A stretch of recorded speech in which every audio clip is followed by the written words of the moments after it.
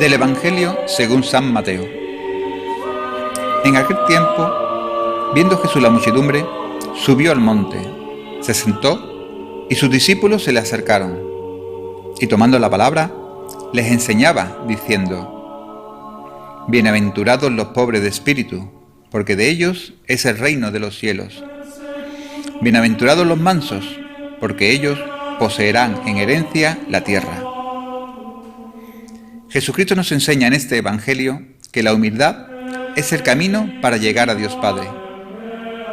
Precisamente, un hombre que consagró toda su vida terrenal a servir a Dios y vivir según su Evangelio, San Juan María de Vianney, el santo cura de Ars, decía sobre la humildad: si el orgullo engendra todos los pecados, podemos también decir que la humildad engendra todas las virtudes. Con la humildad tendréis todo cuanto os hace falta para agradar a Dios y salvar vuestra alma.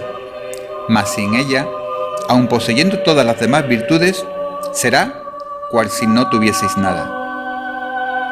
Nuestro Señor Jesucristo, para darnos a entender que la humildad es la más bella y la más preciosa de todas las virtudes, comienza a enumerar las bienaventuranzas por la humildad, diciendo: Bienaventurados los pobres de espíritu, porque de ellos es el reino de los cielos.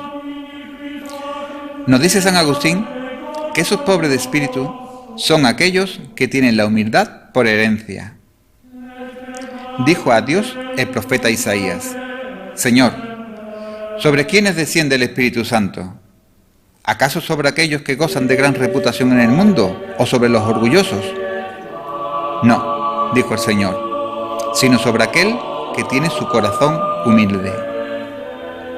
Esta virtud no solamente os hace agradable a Dios, sino también a los hombres. Todo el mundo ama a una persona humilde. Todos se deleitan en su compañía.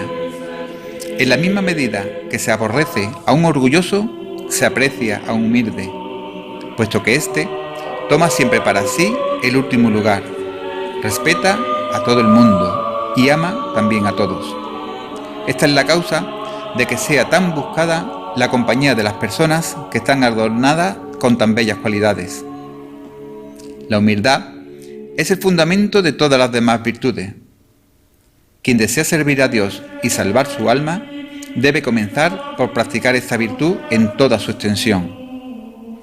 Sin ella, nuestra devoción será como un montón de paja que habremos levantado muy voluminoso, pero al primer embate de los vientos queda derribado y deshecho.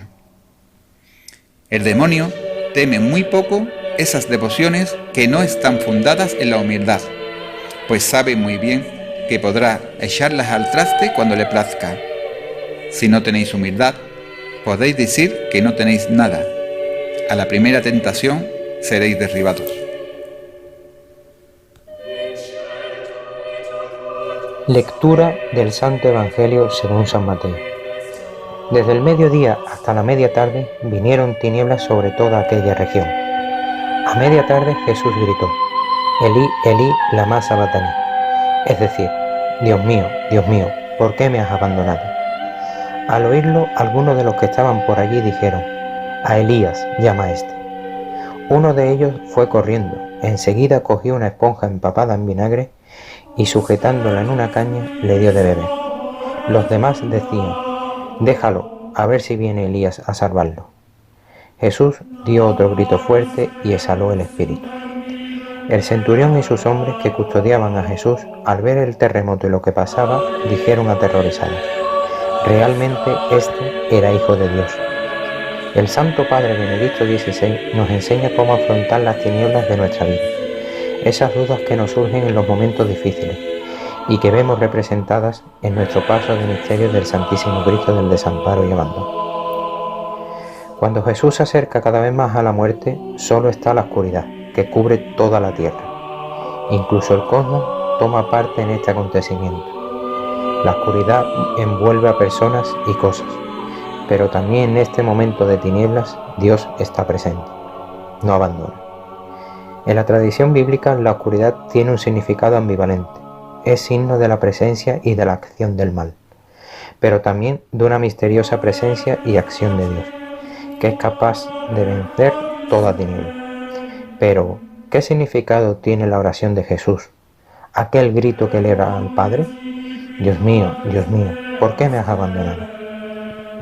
Jesús reza en el momento del último rechazo de los hombres, en el momento del abandono. Reza, sin embargo, con el Salmo, consciente de la presencia de Dios Padre, también en esta hora en la que siente el drama humano de la muerte.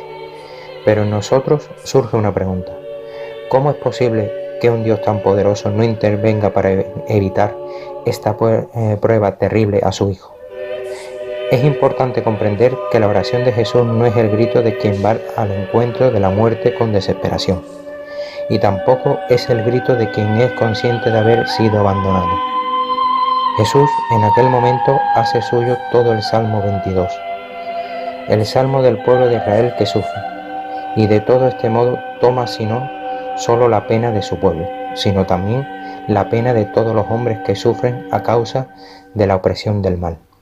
Y al mismo tiempo lleva todo esto al corazón de Dios, con la misma certeza de que su grito será escuchado en la resurrección.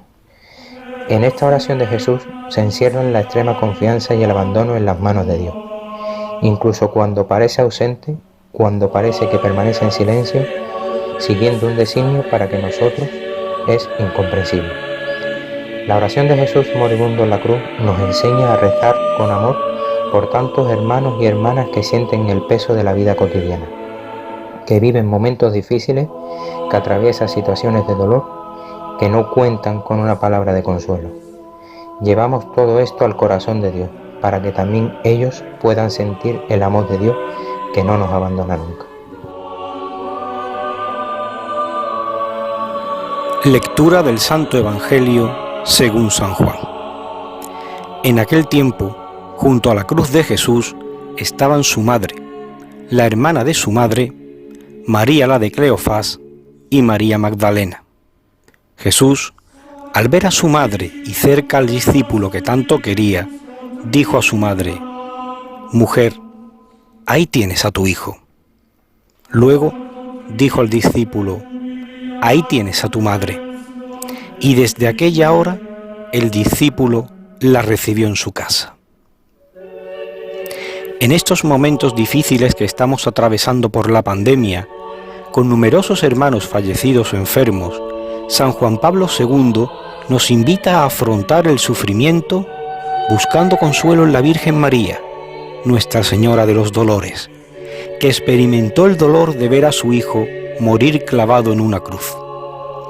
El Santo Pontífice nos indica que la Virgen María, contemplando a su Hijo moribundo en el Calvario, había comprendido que la gloria de su maternidad divina alcanzaba en aquel momento su ápice, participando directamente en la obra de la redención.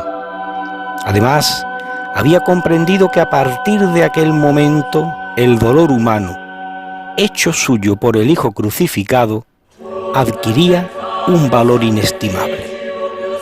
La Virgen de los Dolores, firme junto a la cruz, con la elocuencia muda del ejemplo, nos habla del significado del sufrimiento en el plan divino de la redención. Ella fue la primera que supo y quiso participar en el misterio salvífico, asociándose con entrañas de madre a su sacrificio, consintiendo amorosamente en la inmolación de la víctima que ella misma había engendrado. Íntimamente enriquecida por esta experiencia inefable, se acerca a quien sufre, lo toma de la mano y lo invita a subir con ella al Calvario y a detenerse ante el crucificado. En aquel cuerpo martirizado está la única respuesta convincente para las preguntas que se elevan imperiosamente desde el corazón. Y con la respuesta se recibe también la fuerza necesaria para desempeñar el propio papel en la lucha que opone las fuerzas del bien a las del mal. Porque los que participan en los sufrimientos de Cristo conservan en sus propios sufrimientos una especialísima partícula del tesoro infinito de la redención del mundo, y pueden compartir ese tesoro con los demás.